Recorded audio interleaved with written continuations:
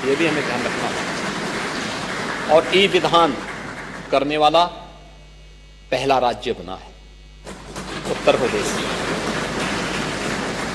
आपने विधानसभा में प्रवेश करते ही आपने देखा होगा कि विधानसभा के अंदर किस रूप में विधानसभा के स्वरूप को एक व्यवस्थित तरीके से पूरा परिचय, कोई भी जाएगा, कोई गाइड की आवश्यकता नहीं, आप जाएंगे एक एक जगह थोड़ा समय निकाल करके एक ओर से घूमते हुए जाएंगे, देखते जाएंगे, आपकी समझ में आएगा कि वास्तव में कैसी हमारी संवैधानिक संस्थाएं कैसी होनी चाहिए, उसका स्वरूप कैसे होना चाहिए। आपको कहीं भी पान खा के नहीं थूका हुआ मिला होगा, गंदगी नहीं मिली होगी। आपने देखा होगा एक दिन यहां पे एक किसी सुपर महानुभाव ने कहीं पान खा के थूक लिया था, कैमरे में कैच हो गया। तो विधानसभा के अध्यक्ष जी ने उनको अपने चैम्बर में बुला करके कहा कि आप साफ करेंगे या फिर हमें विधानसभा के फ्लोर में बात रखनी पड़ेगी। उन्होंने कहा कि मैं चुपचाप साफ करूंगा। तो ये नौबत नहीं आनी चाहिए। वैसे भी सार्वजनिक स्थानों पर थूकना, गंदगी करना, अपने घर के किसी कूड़े को फेंकना, प्लास्टिक का इस्तेमाल करके उसको फेंक देना, ये जानते हुए कि सिंगल यूज प्लास्टिक पे बैन है, ये चीजें क्या दिखाती हैं? ये चीजें दिखाती हैं कि हमारा आचरण कितना अभद्र है, कितना अशिष्ट है। ये हमारी शिष्टता का नहीं, हमारी भद्रता का नहीं, ये हमारे आचरण के एक नकारात्मक पक्ष को प्रस्तुत करता है। नकारात्मक पक्ष को नहीं, सकारात्मक पक्ष को लेकर हमें काम करना होगा। उस सकारात्मक पक्ष को कैसे हम आगे लेके चलते हैं, इन चीजों को देखने की आवश्यकता है। ये संस्थाएं, विधानसभा, इस विधान भवन के कस्टोडियन विधानसभा के अध्यक्ष होते हैं। इसका संरक्षण उनका दायित्व है। या किसी भी महत्वपूर्ण पद पर पहुंचा हुआ व्यक्ति उसका कस्टोडियन होता है और वह कस्टोडियन की भूमिका में उन दायित्वों का अपने कार्यकाल के दौरान निर्वहन करता है।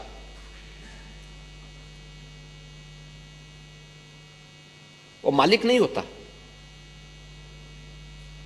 हम लोग प्रदेश में हैं मालिक की भूमिका में नहीं, एक सरबराहकार की भूमिका में, एक कस्टोडियन की भूमिका में, एक ट्रस्टी की भूमिका में। हमारा दायित्व आप ईमानदारी पूर्वक अपने कर्तव्यों का निर्वहन करने का है।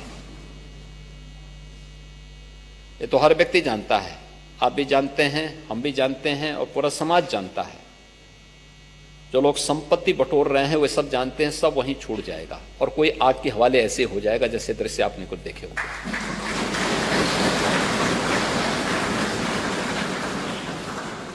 लेकिन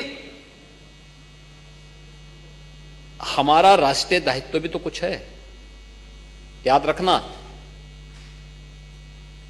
इस राष्ट्र की एकता, अखंडता और संप्रभुता के साथ ही हम सबकी भी सुरक्षा जुड़ी हुई है। इस राष्ट्र की एकता को बनाए रखने का दायित्व भी तो हम सबका होना चाहिए।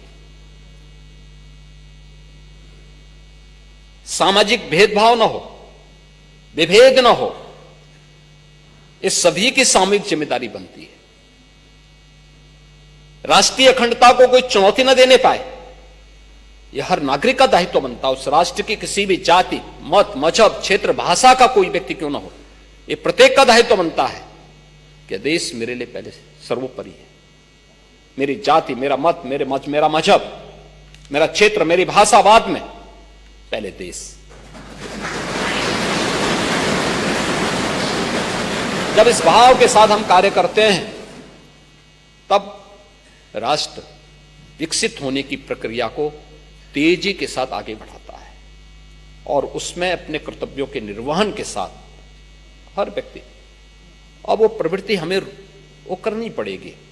हम अक्सर देखते हैं कि सरकारी नौकरी जब तक नहीं मिलती व्यक्ति खूब पापड़ बेलता है, लेकिन जैसे मिली उसके बाद वो मान लेता है कि जैसे कि अब तो उसका काम समाप्त नहीं, उसके कार्य की शुरुआत होनी चाहिए था और अपना अच्छा कुछ करके दिखा दे, अच्छा करके दिखाए। और यह जिस दिन इस प्रकार के भाव के साथ हर उत्तर प्रदेश वासी और हर भारतवासी काम करना प्रारंभ करेगा, परिणाम देगा। हम लोगों ने पिछले 8 वर्ष में यही काम किया है। प्रधानमंत्री मोदी जी की प्रेरणा से यही काम हम लोगों ने किया है, अलग से नहीं। कोई ऐसा हमने नहीं कर दिया कि कहीं से अतिरिक्त ऐसा हम नहीं ला दी। हमने केवल पब्लिक को प्रेरित किया, समाज के हर एक तबके को इस बात के लिए प्रेरित किया कि भाई देखो, हमारी भी तो इस प्रदेश के प्रति कोई जिम्मेदारी है, प्रदेश हमें पहचान दे रहा है, हमें भी इसके प्रति कोई जिम्मेदारी है, कोई जवाबदेही है। उस जिम्मेदारी और जवाबदेही में बेहतर समन्वय करते हुए हम आगे बढ़े, परिणाम हमारे सामने है। यह प्रदेश 17 के पहले बीमारू राज्य था, आज बीमारू नहीं, देश की अग्रणी अर्थव्यवस्था के रूप में अपने आप को स्थापित किया। इस प्रदेश में 2017 के पहले किसान आत्महत्या करता था, आज किसान खुशहाल है। 2017 के पहले बड़े पैमाने पे भूख से मौतें होती थी, आज भूख से मौतें नहीं बल्कि 15 करोड़ लोग पिछले 5 वर्ष से फ्री में राशन की सुविधा का लाभ प्राप्त कर रहे हैं। टेक्नोलॉजी का बेहतर उपयोग हुआ है।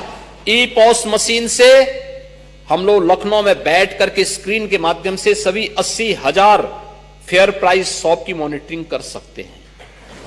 यह है टेक्नोलॉजी की ताकत। हमने इस्तेमाल क्यों नहीं किया पहले, क्यों नहीं किया? ये वही प्रदेश थे जिसके युवाओं को अपनी पहचान छुपानी पड़ती थी, आज पहचान नहीं छुपानी पड़ती है। वो कहीं जाता है सीना चौड़ा करके बोलता है साहब हम यूपी के।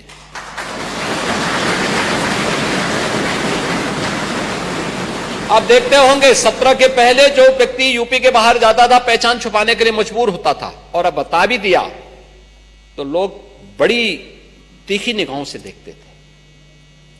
आज आप जब जाएंगे बोलेंगे मैं उत्तर प्रदेश का निवासी हूं, तो लोगों के चेहरे पर एक चमक होती है। उत्तर प्रदेश का नाम सुनते एक चमक होती है। यह है पहचान। इस पहचान को यूपी आज के दिन पर रेवेन्यू सरप्लस स्टेट है, हमारे पास पर्याप्त मात्रा में धन है। आज उत्तर प्रदेश की प्रति व्यक्ति आय को हम दोगुने से अधिक करने में सफल हुए हैं इन 8 वर्षों में। याद करिए 1947 से लेकर 2017 तक उत्तर प्रदेश की प्रति व्यक्ति आय 46,000 करोड़ थी एवरेज, और आज यही बढ़कर के 1,10,000 हुई है प्रति व्यक्ति आय। यहां की जो जीएसडीपी थी वह 12,75,000 करोड़ की थी, आज यही बढ़कर के 27.5 लाख करोड़ रुपए से ऊपर की हो गई। ये क्या दिखाती है? यानी 70 वर्षों में इसको जाने में केवल 12.5 यानी 12,75,000 करोड़ की अर्थव्यवस्था उत्तर प्रदेश बन पाई थी, और 7वीं बड़ी अर्थव्यवस्था थी, 7वीं अर्थव्यवस्था देश के अंदर मानी जाती थी। आज यह देश की नंबर 2 की अर्थव्यवस्था बन चुकी है, 27.5 लाख करोड़ की है, और सबसे बड़ी यानी सबसे अधिक ग्रोथ रेट के साथ बढ़ने वाली देश की अर्थव्यवस्था उत्तर प्रदेश आज के दिन पर बना है। यह तब हो पाया है जब एक टीम वर्क काम कर रही है, सभी लोग मिलकर के काम कर रहे हैं, सरकार से जुड़े हुए लोग, जनप्रतिनिधिगण, समाज से जुड़े हुए अन्नदाता किसान हो, युवा हो, सरकारी कर्मचारी हो, पुलिस कार्मिक हो, समाज के अलग अलग तबके, व्यापारी हो, उद्यमी हो, अलग अलग तबके के सभी लोगों का जब एक साथ समन्वय होता है, सभी लोग एक दिशा में चलने प्रारंभ होते हैं, ये परिणाम सामने आता है। और इसमें मीडिया की भी भूमिका है।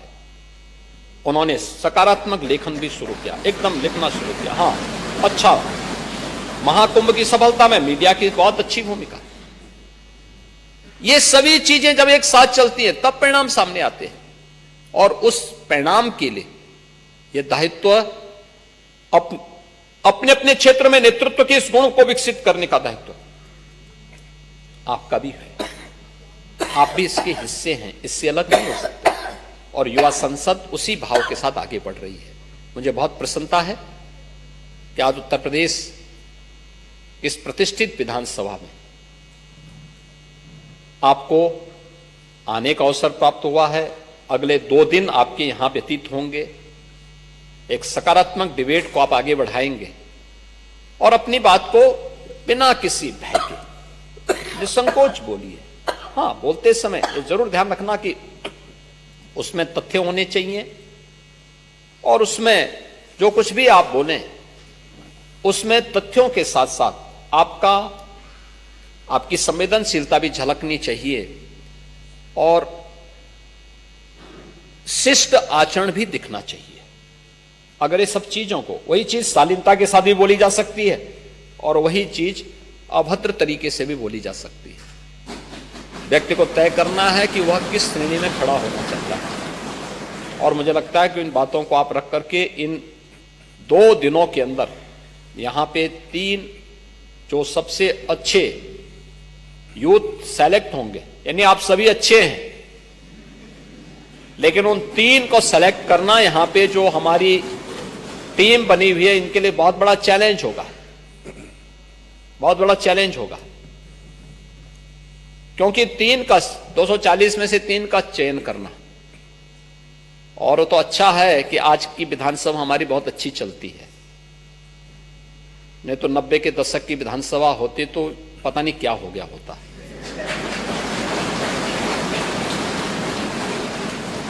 तो इसलिए विधानसभा अच्छी चल रही, तो मैं मानता हूं कि आपकी जो डिबेट होगी बहुत अच्छी होगी।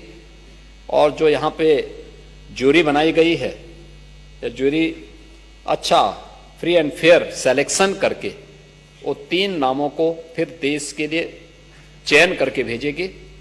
आप सभी आए, आपको मैं बधाई देता हूं, आप सबको मैं शुभकामनाएं देता हूं और विश्वास करता हूं कि आप सब जीवन के अपने क्षेत्र में पारंगत हों, नेतृत्व का गुण विकसित करें। अलग अलग क्षेत्र में आपके गुणों से उत्तर प्रदेश भी और देश भी लाभान्वित हो, इस विश्वास के साथ मेरी मंगल में शुभकामनाएं आप सबके प्रति हैं। धन्यवाद। जय हिंद। बहुत बहुत धन्यवाद माननीय मुख्यमंत्री महोदय। और अब आपकी अनुमति से अब राज्य स्तरीय विकसित भारत युवा संसद प्रतियोगिता का आरंभ होता है। आप सबकी जानकारी के लिए बता दूं कि इस प्रतियोगिता में भाग ले रहे सभी 240 विद्यार्थियों को जनपदवार अल्फाबेटिकली क्रम में बोलना है। तो 3 प्रतिभागी माननीय मंच के समक्ष अपनी कला का प्रदर्शन करेंगे। सबसे पहले आगरा की कनक चौहान। और ये निर्णायक मंडल को बता दूं, ये प्रतियोगिता प्रारंभ होती है। ये जो प्रतिभागी बोल रहे हैं ये प्रतियोगिता का हिस्सा हैं। आगरा की कनक चौहान।